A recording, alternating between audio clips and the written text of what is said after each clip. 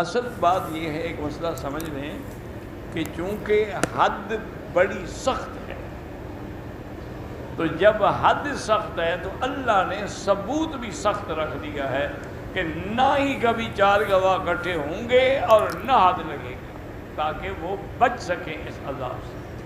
اب ایسا اتفاق تو کبھی کبھی ہوتا ہے نا، اسی لیے اب مثلا صحابی نے دیکھ لیا لیکن گواہ تو نہیں ہے، کہاں سے گواہ لیا؟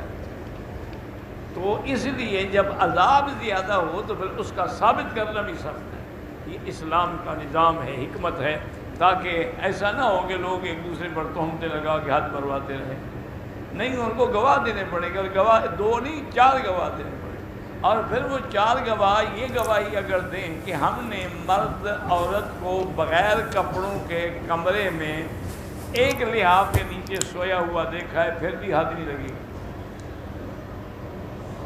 اگر وہ یہ کہیں جی وہ ایک دوسرے سے پیار کر رہے تھے، پکڑا ہوا تھا، پھر بھی حد، جب تک کہ آپ نے فرمایا کل میل فلم میں کہالت ہے، جیسے کہ میل مانا سرمچو سرما دانی میں ہوتا ہے، ایسے داخل ہوتا دیکھے گا تو پھر حد ہوگی۔ باتیں کرنے سے سزا ملے گی، تعزیر ہوگی، لیکن حد نہیں لگے گی۔ اس لیے اسلام کا ایک نظام ہے، اور وہ اس لیے سخت ہے کہ جب سزا سخت ہے تو اس کی پھر اب آ گیا تھا مسئلہ میاں بیوی کا، اب وہ کیا کریں؟